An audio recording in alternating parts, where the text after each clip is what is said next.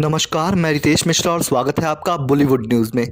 आज हम आपको इस वीडियो के माध्यम से बताएंगे कि नार्को टेस्ट क्या होता है और इसे कैसे किया जाता है। तो प्लीज़ वीडियो के लास्ट तक बने रहिएगा पूरी जानकारी के लिए। और अगर चैनल पर नए हैं तो यार प्लीज़ चैनल को सब्सक्राइब कर लो और थोड़ा सपोर्ट दिखाओ।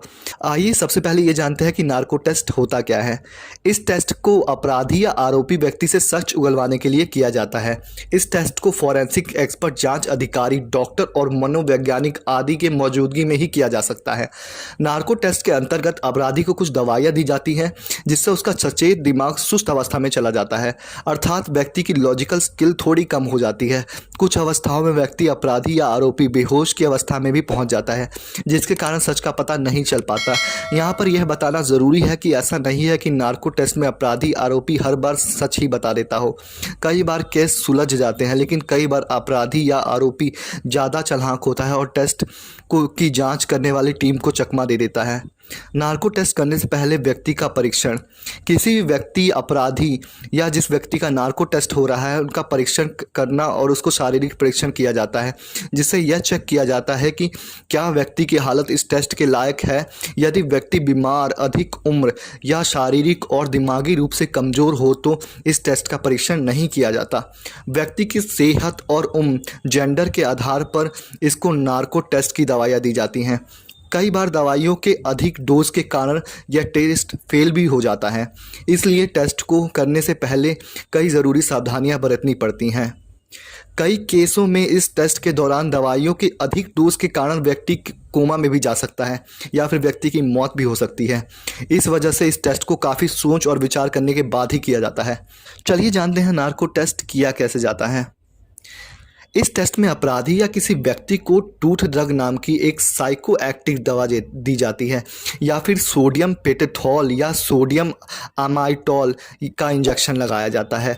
इस दवा का असर होते ही व्यक्ति ऐसी अवस्था में पहुंच जाता है जहां व्यक्ति पूरी तरह बेहोश भी नहीं होता और पूरी तरह से होश में भी नहीं रहता, अर्थात व्यक्ति समाधियाँ कमज़ोर कर दी जाती हैं, जिससे व्यक्ति बहुत ही ज़्यादा तेज़ी से नहीं बोल पाता। इन दवाइयों के असर से कुछ समय के लिए व्यक्ति के सोचने समझने की क्षमता बहुत कम हो जाती है। इस स्थिति में उस व्यक्ति से किसी केस से संबंधित प्रश्न पूछे जाते हैं। क्योंकि इस टेस्ट को करने के लिए व्यक्ति के दिमाग की तकनीकी रूप से घुमा फिराकर सोचने की क्षमता कम हो जाती है, इसलिए इस बात की संभावना बढ़ जाती है कि इस अवस्था में व्यक्ति जो बोलेगा सच ही बोलेगा। नार्को टेस्ट के लिए कानून। वर्ष 2010 में केजी बालकृष्णन वाली 3 जजों की खंडपीठ ने कहा था कि जिस व्यक्ति का नार्को टेस्ट या पॉलीग्राफ का टेस्ट लिया जाना है उसकी सहमति भी आवश्यक है। हालांकि सीबीआई और अन्य एजेंसियों को किसी का नार्को टेस्ट के लिए कोर्ट की अनुमति लेना भी ज़रूरी होता है। झूठ बोलने के लिए ज़्यादा दिमाग का इस्तेमाल होता है, जबकि सच बोलने के लिए कम दिमाग का इस्तेमाल होता है।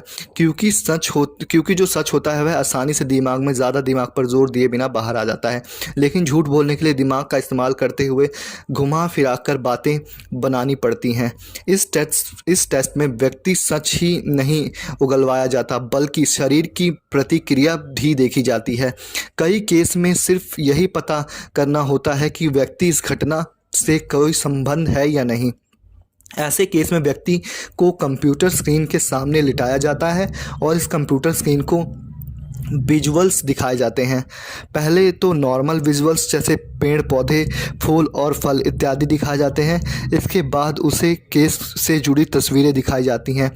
फिर व्यक्ति की बॉडी का रिएक्शन चेक किया जाता है। ऐसी अवस्था में दिमाग और शरीर के कुछ अलग प्रतिक्रिया देता है, तो इससे पता चल जाता है कि उस व्यक्ति की घटना या केस से जुड़ा हुआ है या नहीं। यहाँ पर यह बताना भी ज़रूरी है कि नार्को टेस्ट की सफलता इस बात पर भी निर्भर करती है कि किस तरह के सवाल पूछे जाते हैं। आपने देखा होगा कि तलवार मूवी में आरोपियों को नार्को टेस्ट किया जाता है और जब इस टेस्ट का कोर्स एग्जामिनेशन होता है तो पाया जाता है कि टेस्ट में जिस तरह से प्रश्न पूछे गए थे वे पहले से ही तय रिजल्ट के अनुसार ही पूछे गए थे। इस प्रकार नार्को टेस्ट के बारे में यह कहा जाता है कि यह टेस्ट मुश्किल मामलों में पुलिस और सीबीआई को सुराग अवश्य देता है, लेकिन यह कहना कि 100% सच सामने आ जाता है इस टेस्ट के बारे में अतिशयोक्ति होगी। उम्मीद है आपको जानकारी अच्छी लगी हो। अगर अच्छी लगी हो तो प्लीज़ वीडियो को लाइक, शेयर और चैनल को सब्सक्राइब जरूर करें। धन्यवाद।